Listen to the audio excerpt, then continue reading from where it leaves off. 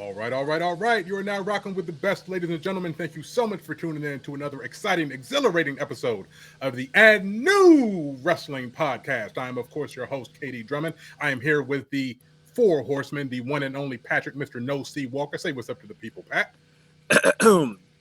Welcome back to the greatest professional wrestling coverage you can find on God's green earth. I am Patrick No C Walker, aka the kayfabe of And New Wrestling, and again, welcome back to the greatness. And of course, we are joined by the one and only Mr. Josh Rodriguez. Say what's up, Josh. Josh Rodriguez of Film School University, and I'm feeling American made today. Man, oh my God. No, I have more respect for you than that. Right. Woo. All right. We're also Hey. joined by the one and only producer extraordinaire, the one and only Mr. William Skywalker Steele. Say what's I up, just Will. got one question for y'all, man. Do we got any dogs in the house? What's happening, Let's people? go.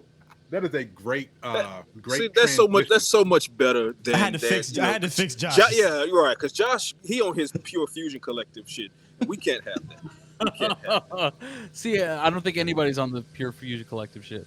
Well, I mean, Pure Fusion is on the Pure Fusion Collective. Let's stay hard. Let's stay hard. Let's stay hard.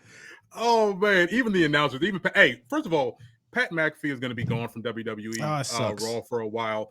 He felt like he was already on vacation. Like, I know he's going to do college football game day and all that kind of stuff, but the way he was talking last night, he was a little bit off. And I felt like the way that he was clowning and Michael Cole was clowning Pure Fusion, I thought that they were going to come out with what Mishin calls them. Like, I was just waiting on somebody to let that slip or to, give it a little side slide or something like that. But he was getting loose. Pat will be the one to instigate a slip. They kind of buried him a little bit last night. Exactly. So last night was, of course, most recent episode of Monday Night Raw. We record on Tuesdays for all of y'all that are unfamiliar. If you're not smashing that subscribe button on the YouTube channel and New Wrestling, please do. And make sure you're following us on all the social media channels. Twitter, TikTok is And New Wrestling. On Instagram, it's And New Wrestling Pod. And of course, you can find us video, audio, Spotify, Apple Music, whatever you want, whatever your flavor of keeping up with us, we're here for you. But last night was the most recent episode of Monday Night Raw.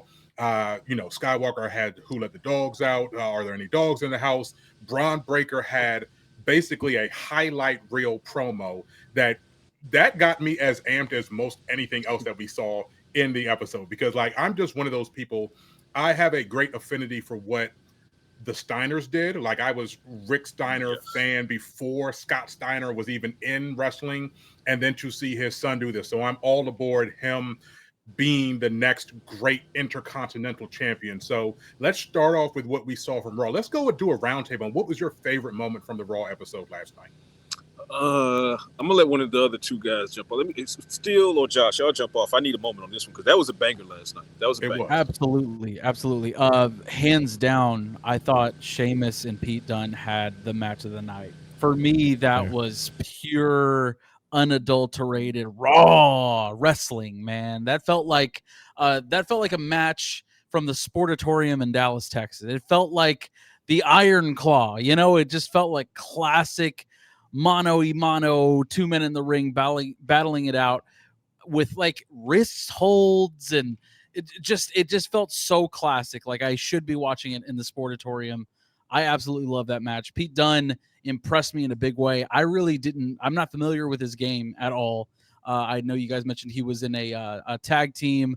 Don't know anything about it in NXT. However, he impressed the hell out of me last night and had a banger with Sheamus. Sheamus tends to do that, right? But for me, pound for pound, that was the match of the night. Great wrestling match. I didn't need to know anything about Pete Dunne because of how well that match was structured, the storyline of the match itself. It was pitch perfect, and I want to see them do it again, which is why I don't think that story's over. It shouldn't be because they have a history. You remember they were I cannot remember what it was, but Fight Night, where it was him, it was Sheamus, it was Pete Dunne, and the guy that's in NXT now who constantly hurts people. But they had a group, and that there's a backstory to that I think they can continue to tap into, and that's really what they've been doing. And that's why I asked y'all before the show, is this over? Because I hope not, because this has some potential to go for like and a trilogy type genuinely, situation. I think both of them got on a lot of people's radars, including mine last night. It just felt classic. I don't know how else to say it. Vintage, 80s wrestling. It just felt very nuanced, but I don't want that story Brawling to end. Brutes. I'm sorry, y'all. My Brawling bad. The Brawling Brutes. Yeah. That was the group name. So the highlight of last night would probably be the Terror Twins and Judgment Day, but we'll put a pin in that because I know we want to go in depth. I want to talk about Odyssey Jones and the New Day because I'm starting to get interested now. I was getting sick and tired of the Judgment, the New Day. I'm sorry, and that whole program they had going on. But then they enter Odyssey Jones, who he looks like a Big E, happy big guy doing the dancing, moving around, got the wild. I don't know what kind of outfit he had on. Right, I thought it was North Carolina, Yeah, that was- but it had yeah, its I own was like- symbol on He's it. from I was Syracuse, like, okay. so I'm like, I think he's from Syracuse or Illinois. Yeah, But- they're too big to be wearing that color. Yeah, I told my wife, I said, I don't know about that one, bro. I don't know about that one. I mean, I think he's trying to do the whole Mark Henry thing. Mark Henry used to come out with a similar situation, but not that bright of colors, Yeah, nah, I'm thinking Otis can only pull that off. Only now, Otis, as far as only big Otis. guys. Only Otis. But I like Odyssey Joe. I like this because after the match, you see Xavier Woods like, man, I don't know about all this. You getting too happy-go-lucky with this dude. So maybe they're teasing this heel turn, which I doubt it happens, but it's fun to see along the way. And hell, this gives an opportunity for Big E to come in, even if he's not going to wrestle. He can kind of come in as that fourth member to kind of, hey, y'all, chill out, and we see where that goes. And maybe he does turn. I don't know. I like it. I love the Odyssey Jones edition. I hope they keep building towards that. I think piggybacking off of that, I love that. And I think I really don't understand why while Big E is still working to try to get back into the ring, why he's not come back in some kind of managerial capacity for a New Day to try to save this. And maybe that's the arc. Maybe that's the storyline. Maybe he comes back in and he grabs a mic and he's that mediator who keeps them together, although he can't get in the ring. So love that. For me and folks, if you're listening, there's going to be a lawnmower in the background. I'm working on some things over here, right? So for me, it's that's nice. That's nice. I'll give you that one because I'm too tired to come back. I'm too tired to come back with your short ass. With your diminutive ass. All right, so listen. I have two. One is my primary, but I want to do honorable mention because we make a lot of fun of the name, and rightfully so. Pure Fusion Collective, that name is garbage. It is absolute trash. That being said, while Zoe still has some in-ring things she need to work on because there's some botches there. We know Shayna Baszler has the pedigree and the resume 100%. And I actually like Sonya Deville. I liked her a lot. I liked her a lot as half of the women's tag team championship or title championship before she went down with the torn ACL. She missed time and they're trying to bring her back. I love her in the ring and I do like what she does on the mic, even though she's getting roasted by Mi Boricua, Zelina Vega, Captain Cranium. That's nasty work. But that 6-way tag match last night was kind of fire. Like, no pun intended. Like, that was a fire-ass match. And especially when you talk about including, Io Sky and Kairi Sane. And there was one particular move that Io did when she did the flip up and flip forward. And then, I was like, we bounce off the rope. I was like, whoa. Right? So that match was a banger. And, I mean, it ended I'm not going to say predictably because Io Sky and Kairi Sane, they could have easily taken those belts off of them when you have that type of caliber of a team in there. But, kudos to Alba Fire and Isla Dawn. I mean, they retained, but that match was very entertaining. But my number one has to be the Wyatt Sicks. And it's hard for it to not be the Wyatt Sicks for me whenever the Wyatt Sicks is involved because I am wildly biased towards all thing Bray Wyatt. But we finally, again, we got to see Nikki Cross, a.k.a. Abigail the Witch, a.k.a. Sister Abigail, get her hands dirty. But this time it was against Ivy Nile, right? So now it's female-on-female crime happening. So that sets up for them to start getting dirty in-ring action going forward. But also it's how that whole aura was as far as them coming in, the rest of the Wyatt Sicks, unmasked. The only two that had a mask on was Nikki Cross, which is Abigail the Witch, and Bo Dallas, Uncle Howdy. But again, anytime you can give me a Sister Abigail finisher, I'm here for that. Gable so sells to it hit so him, good too. he said, "Oh my God!" And I mean, the perfection in which Bo Dallas, aka Taylor Wyndham, performs that move. I mean, even with the kiss on the forehead. Kiss, yeah. I mean, it could not be more perfect as far as paying homage to the late great Bray Wyatt. So for me, it's that. It lets everybody know, because I know we had some questions as a 4-pack on ladies and gentlemen, go back and watch the previous episode. We had some questions on if the feud between Wyatt Sicks and American Made were over now that Wyatt Sicks' in-ring action gave them the victory over American Made. And I said at the time, I said, no, that's definitely not over. And now here we are. So I love that this is being perpetuated a little bit longer to see how this pans out. I think the way that and that's actually where I was going to go if you didn't steal my thunder. So I appreciate you talking through. You don't have any thunder. I appreciate you talking through your back shaver over there, making all that. You don't have any thunder. I was talking that's not thunder. You ate beans for lunch. That's not thunder. That's not thunder, bro. Everybody that watches this know that I'm enjoying my renaissance in wrestling with my 10-year-old kid. And when Maxine turned into a wrestler, shouts out to Kate. I got something for y'all. When Maxine ended up being in the ring, and first of all, the way that that Samantha announces her name, Maxine Dupree, that shit is so perfect. Right, it's so perfect. But when she became a wrestler, I turned around and I said to Kaylan, I said, I have an idea about what's going to happen. He was like, what's going to happen, Dad? And I was like, I think we're going to get some Wyatts right now, because it just made perfect sense based on our previous conversations. We were like, who are they going to get to be a female to be the antagonist towards Sister Abigail? And it just made so much sense. So I love, part of my renaissance about loving wrestling is seeing the unfolding of how they do these storylines, right? So they had the whole thing going on with American Made and Alpha Academy, and then Ivy now comes in and she's Maxine's best friend, and now all of a sudden we have Maxine wrestling, and just the progression of that storyline to get there to be a female rival for Abigail. I mean, it was just so beautiful the way that all of that was booked. So yeah, that was going to be my thing that I went to. I'm definitely a fan of everything, every way that No C just described it.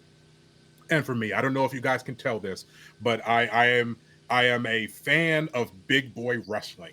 So for me, once again, for the third week in a row, a fucking tsunami. I know you're going to say that. Oh my God. That's your guy now. That's your guy. That is my guy right now. That's your guy now. Odyssey Jones, Obafemi, and Braun Breaker. I'm just a fan of big boy wrestling, right? So when Bronson hit him with a tsunami and got the pin, and then he looked around and said, "Yeah, I'm gonna do it." And he went to go get the other one. But then he ran up. Comes out. Right, I was going to say. Then he ran up against my big boy wrestler, Braun freaking Strowman, Monster Among Men. Absolutely. Then they cut, and I was like, "How do you not let me see this?" Well, I caught that. Just relax, bro. Relax, bro. We went apoplectic up in here that we didn't get to see that finish. So again, shouts out to Triple H and all of his booking. I know, I'm reading the forums, I'm seeing how some people there's always going to be people that have a problem with something, right? But for me, I am really a big fan of how they're doing all of these storylines, and that doesn't even get me to the fact that he finally had the Terror Twins get their ass kicked, because it is 5 of them, right? Like, how do they win every time against 5 people? Sooner or later they had to get their ass kicked, and that happened last night. So let's go ahead and talk about that.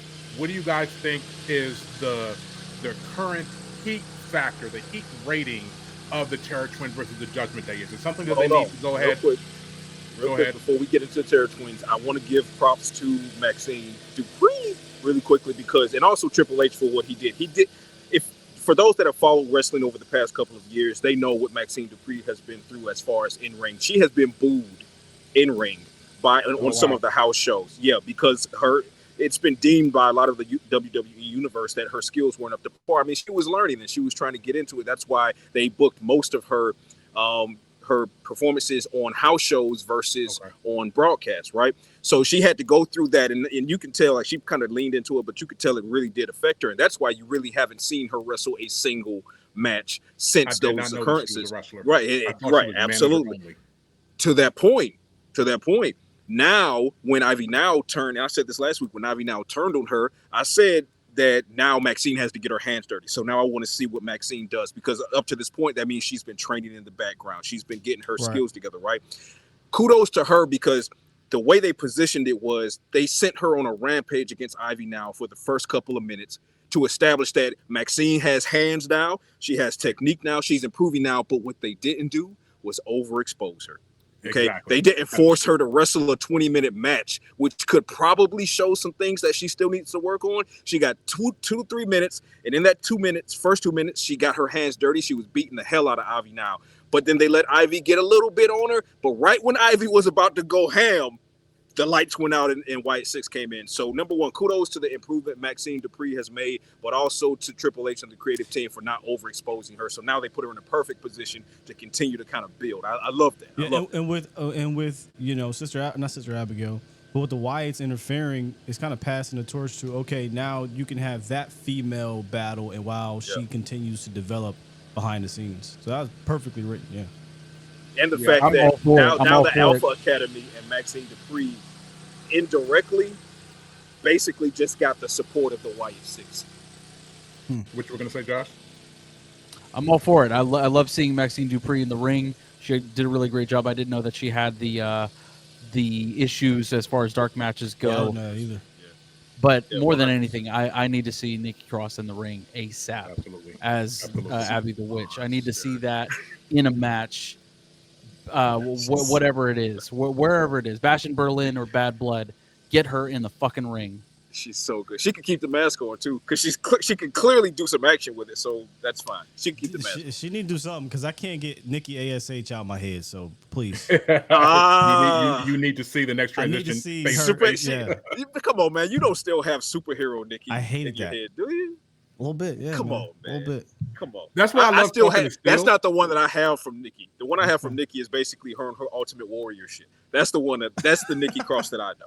The maniacal Nikki Cross before she went catatonic. Yeah. Before she went catatonic. That's the one I have in my mind. I love talking to all of y'all because you have so much background and history as far as what you know about wrestling. But I especially love when Steele weighs in, because half of the things that he likes, he was like, I didn't fuck with that shit the first time around, but now they're doing better. Like he has no problem saying, like, I didn't fuck with that shit 3 years ago, 5 years ago, whatever the case may be. But they're redeeming themselves now with this new storyline. So that I just like he threw some shade at my man Braun, but I'm gonna let that slide for now. That's Braun was my guy. Episode.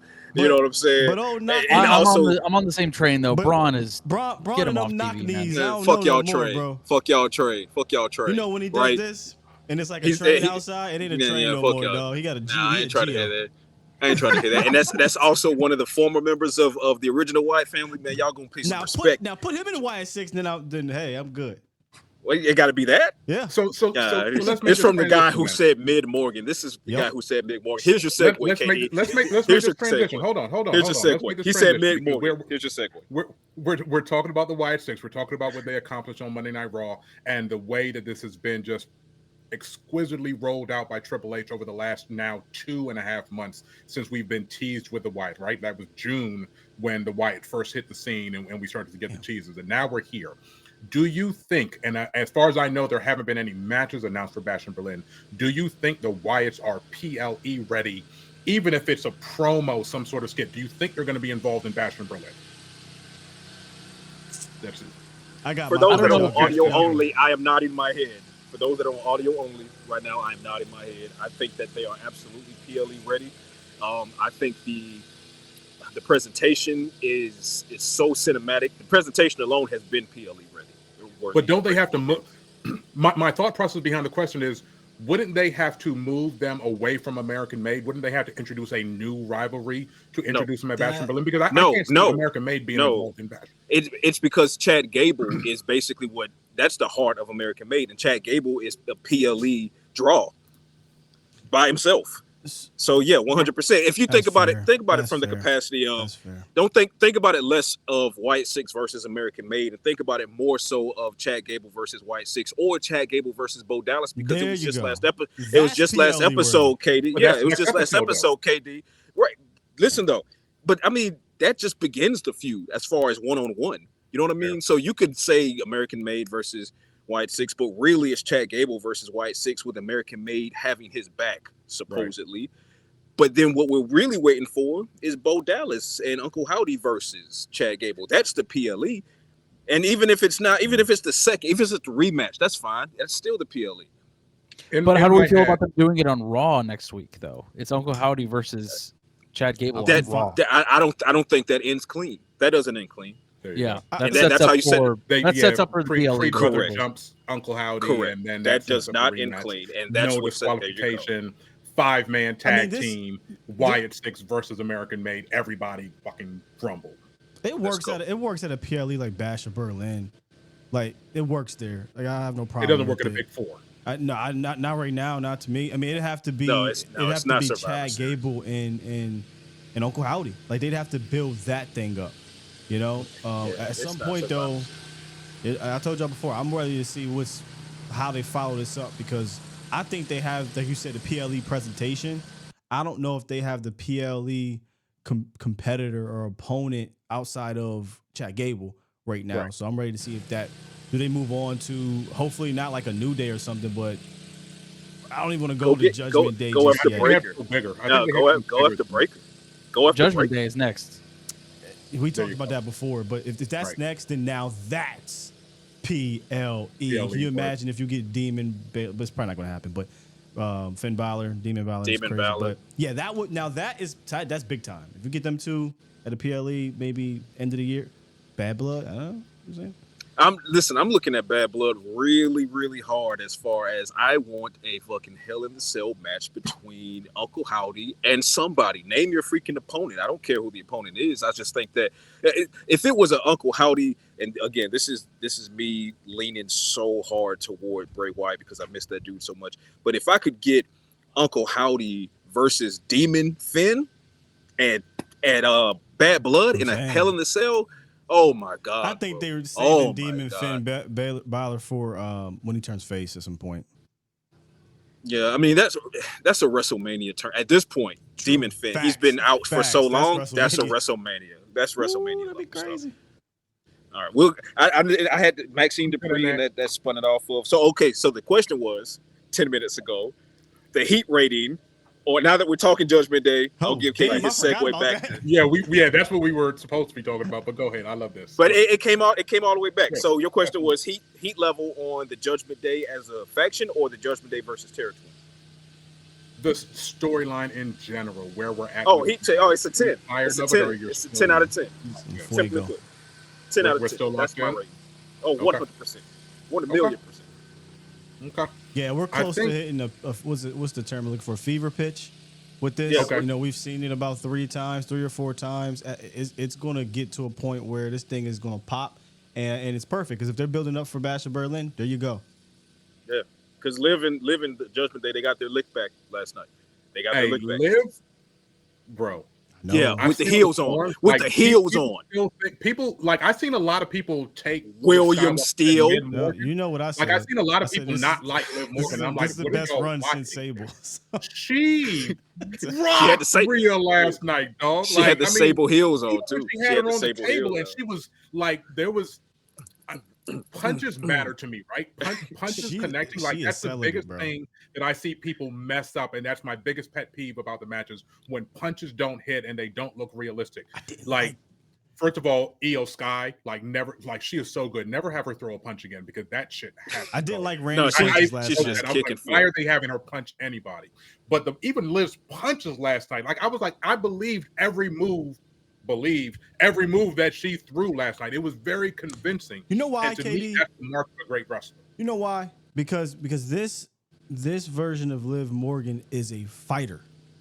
She's in the ring fighting. She's not in the ring wrestling, right? She's just fighting. Dude, she's jumping on Damian Priest. You know what I'm saying? She's saving her man out of the ring. She out there fighting, and this feisty fighter of Liv Morgan and this character, this work she's doing is great, man. It's amazing. She's scrapping, bro. She hit Rhea with an oblivion with spiked heels on. And Rhea, are you fucking kidding me? Rhea, are you kidding me? Every beating she took last night. It was an incredible little session between those two. So I was very happy about that. That heat check is 100%. Josh, you're still unadulterated greatness. I'm still in it. I love Liv Morgan. I think that is ultimately the goal here. I think, Damian Priest and Finn Balor, of course, down the road, that needs to happen. Damian is sort of just in the background. not Damian, sorry, Dominic is sort of just in the Dominic, background. right. You know, No, Carlito's in the background. Like, what are you? Yeah, What are you here for? I don't. Why get are you that here? either. It's comedy relief. I don't get that. Somebody That's hit him with cool. a case. Somebody hit him with a Carlito got a weird case. Why are you around? Bro. Yeah, why are you around? Yeah, I'm not feeling that. He's the only one in this situation where I'm just like, why are you here? Yeah, they're gonna kick him out. Rhea and Liv is where it's at. I need that championship match without Dominic. I mean, with Dominic, sure. Like it'll be great. I just need to see that match again and again and again and again.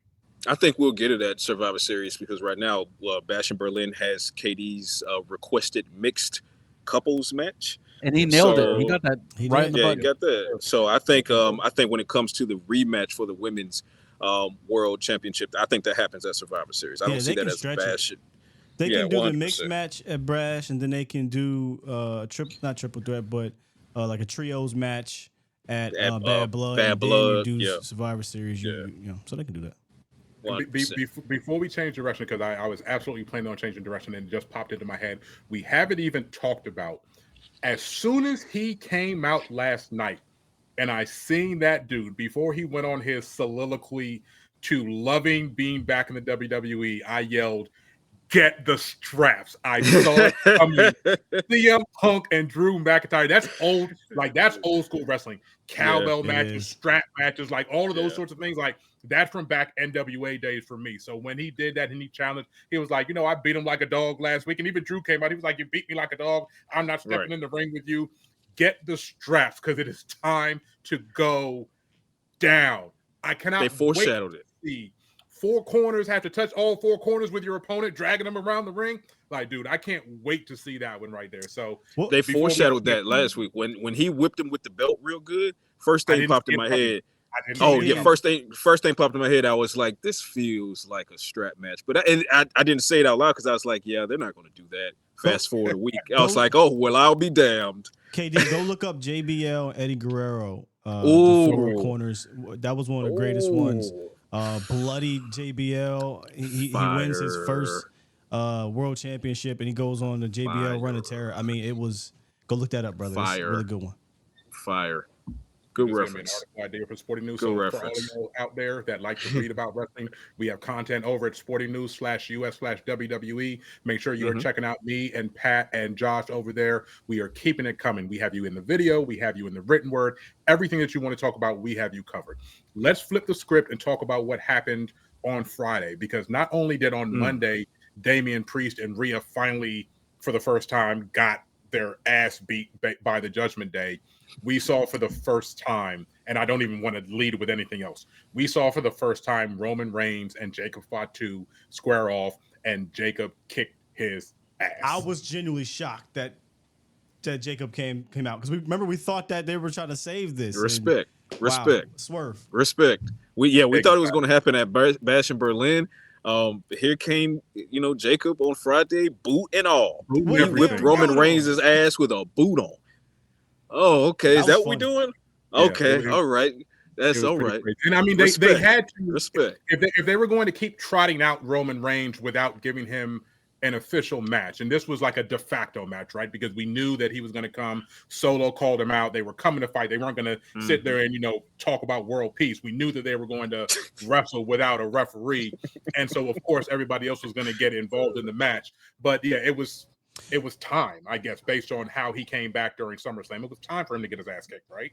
But I was surprised that after the beating that Roman took, I'm surprised he didn't tweet the very next day, day one. Like, I'm surprised he didn't go back to the drawing board as Roman Reigns. No, we're not there with it. I got to start over again. No, I just got my ass kicked by my cousin. Can we appreciate the psychology of what they're doing right now, though? With the again, the Samoan Ulafala. Want to make sure I'm saying that right. I love how basically Solo said, "Hey, look, if he takes it from me, then I will acknowledge him." And they get in the ring, they get the tussling. Roman grabs it. The crowd is popping when he puts that thing on, man. I mean, it has more juice than a title at this point. And then boom, Fatu comes out of nowhere, knocks it off of him, and you got Tama Tonga picks it up, and he's should I give it to Solo? He's confused. Like this thing has powers, right? So and they're playing this psychology, and he gives it to Solo. So give me that. And it's the Infinity Gauntlet, bro. I'm telling you, right, man. exactly. I'm telling you, it's like, should I put it on or should I give it to Hulk? Right, like if he puts it on now, he gonna be the man, right? You can deal with the radiation. You take it. I love it. But it's perfect. So sorry, hold on. I love how you describe that. Josh, that was an MCU reference. I don't know if you're aware of what happens in the MCU. I don't know. Is it that the kids' movies with the popcorn? Uncultured swine. Uncultured swine. What is that? You have 3D glasses during the movie, right?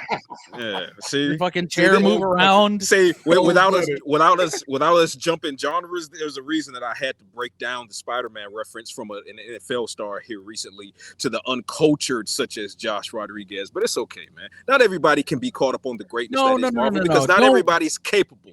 Not everybody's Don't you dare loop into Tobey Maguire Spider-Man with that MCU bullshit. Dude. Oh, it's MCU bullshit? Then why was Toby involved in No Way? Oh, okay, all right. Was it Fox? Money. Dude, addicted to gambling. Are you fucking kidding me? I'm just, we're not going to. That's a different podcast. I just want the people to. That's Josh's lane right there. You better be careful. Right, I just want people to listen. Anybody who knows. Now, anybody who knows anything about Marvel and the MCU and just Marvel cinema, the fact that Josh puts Sony over the MCU tells you all you need to know about him as a human being. We're talking the Tobey Maguire Spider-Man. Like that Toby is different. That's fair. That's what I'm saying. But Toby was also Andrew Garfield. Don't disrespect Andrew. Let's not disrespect Andrew. Those movies compared to the Tobey Maguire ones. But I'm saying Andrew wasn't. He was not trash like people are presenting it. No, he was not at all. I would take those over most of the Marvel movies. No. I was going to say you wouldn't take him over Holland, but again, let's not diverge. Technically, Tom Holland fits it the best, but hey. Ooh, you're gonna piss some people off, but not me because I agree. Back to wrestling. Wrestling, because I want to make sure that we get in this because I know that No-C didn't pay his phone bill, so he could lose signal at any moment right now. I hope it does. I hope we just get him out. Shit happens. I mean, I know. I spent all the money on liquor and hookers. I mean, what can you do? Okay, Ric Flair.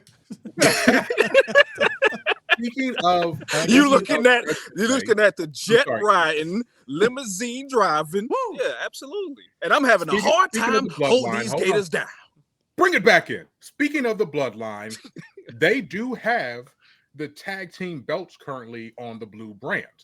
And on Friday, we were treated to a #1 contender match between, I think, a favorite of the collective 4 horsemen here, the Street Profits, got over the DIY. What a freaking match. And it was a phenomenal match. I mean, it was like, I say it all the time. Like, to me, DIY, they are tremendous in-ring technicians. Workers. Like, they're great workers. They are some of the best that I've seen in WWE, but they have no charisma. And that's why, for me, their storylines just never work for me because they don't have the mic charisma that everybody else does. But as far as wrestlers, phenomenal.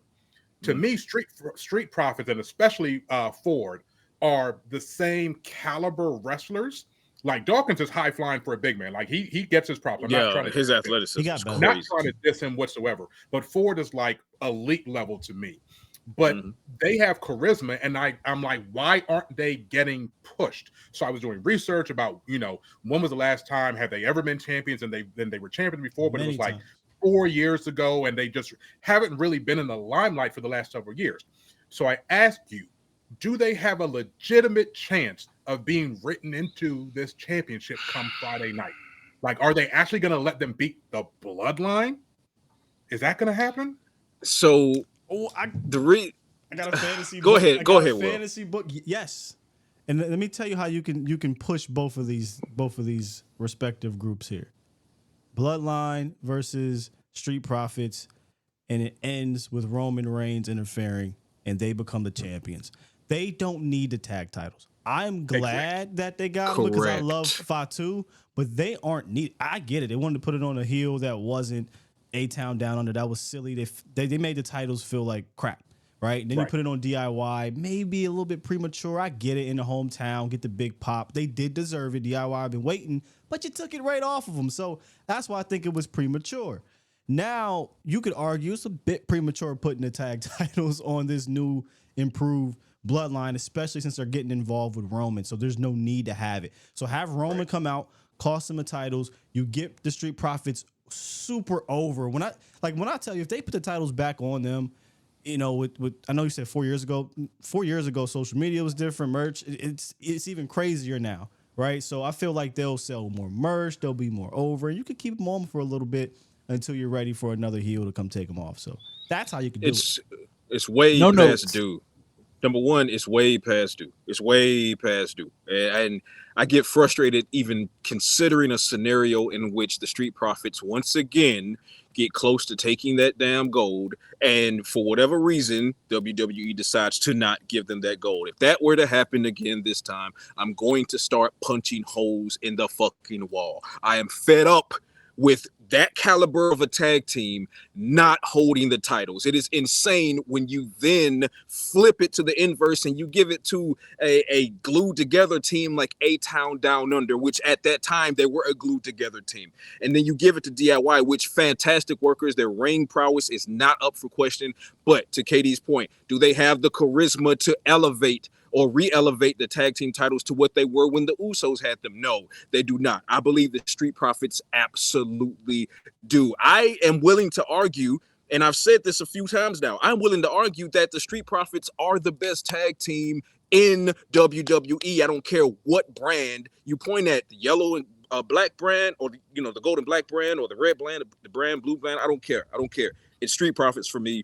And I feel like if what Will just put out there, if that happens, I will celebrate like it's 1999, because Montez Ford is the real deal. Angelo Dawkins, insane athleticism. He's definitely made a ton of strides, and they just deserve it. And like Will said, man, the pop would be insane. I'll be walking around here with a t-shirt with a red cup on it.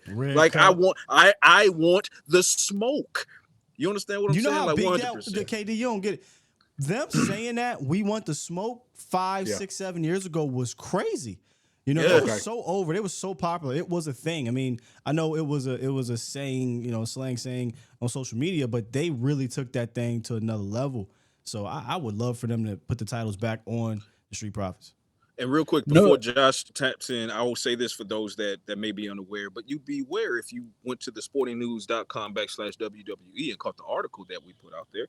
There's a Freebird rule. I know Josh and Steele are going to be familiar with this when it comes to the tag team titles. It's rarely used, but rumor is WWE is considering allowing the Bloodline to do it. And basically what the Freebird rule means is, in a faction, if you have the tag team titles, you get to choose which two people from that faction defend the title. So that could be an interesting caveat to whatever happens next with those titles.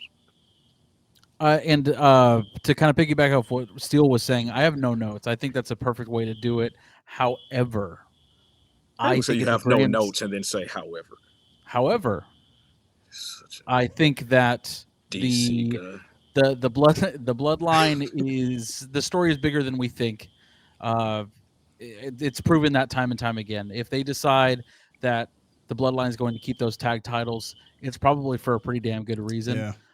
And I don't think that diminishes the Street Profits at all, because we know the Bloodline is going to do Bloodline things and interfere and diminish what the Street Profits are trying to do, even though clean the Street Profits win that match. But where do the Street Profits go if they lose, right? Then you send them to Monday Night Raw and get them gold on Monday Night Raw. That's what the hell you do. Yeah, that's exactly. What you do. They deserve to get pushed either way, and I think the fact that they are in a main event against the Bloodline, I think that proves that they're going in the right direction. Yeah. If not now, when with them?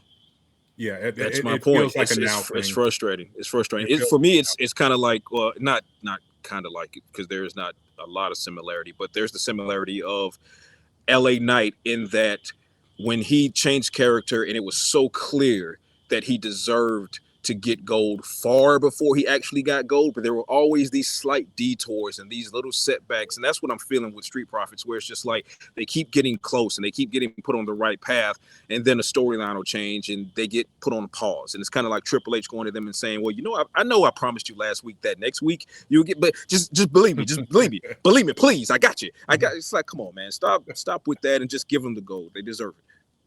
So before we bow out of here, I want to get your quick reaction on what we saw this last week.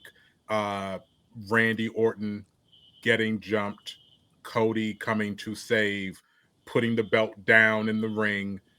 Owens picks it up, looks at it, looks at Cody. And I love the way that they're building up Owens being disgusted. Like and this is real life, right?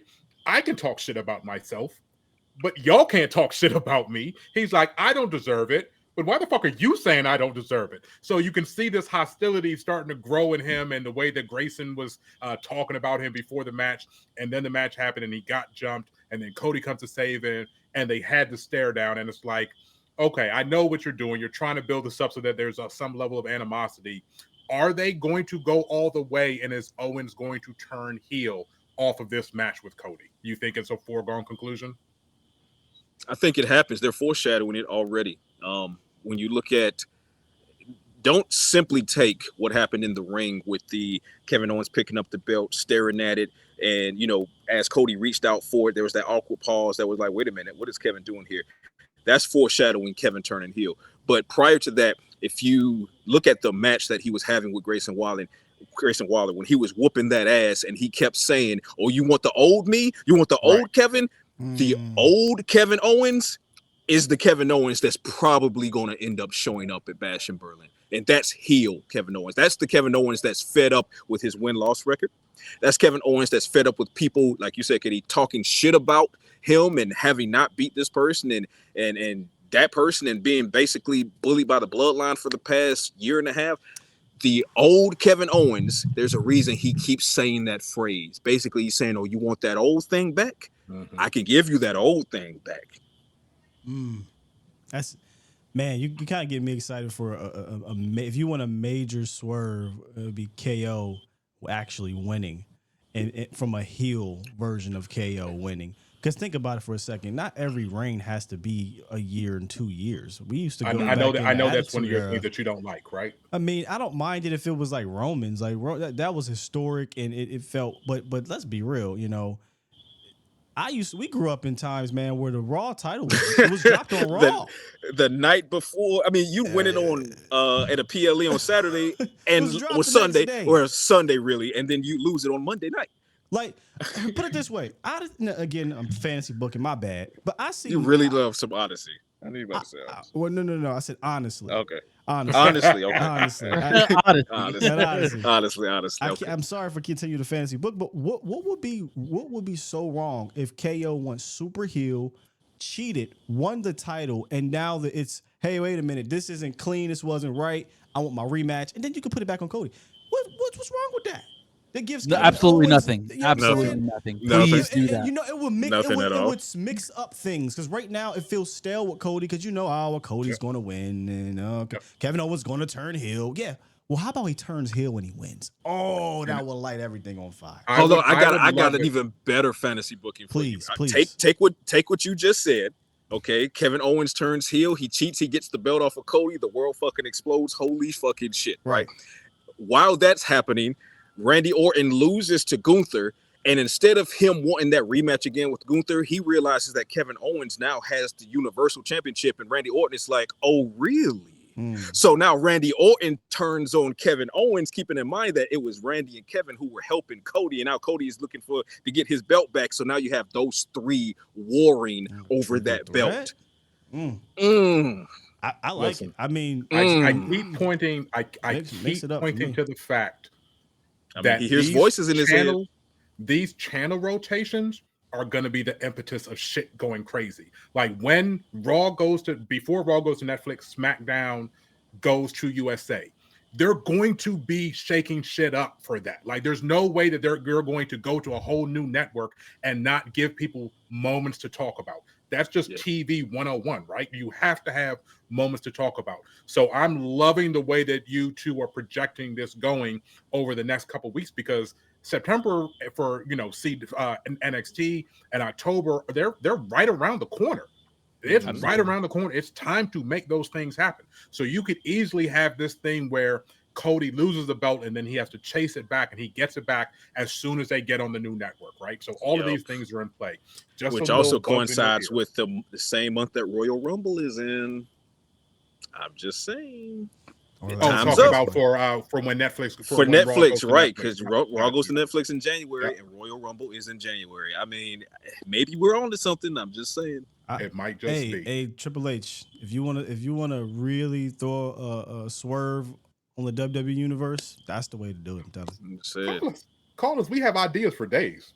You got the email. They're listening to us, man. They really are. Funny thing is, Triple H got this thing planned out to all the way to next July. So I don't know. Bro. He probably got it planned out to like 2029. Right. But they were talking about the difference between Triple H and McMahon. How Triple H is literally surfing social media during the episodes to see how fans are reacting to each of the gimmicks.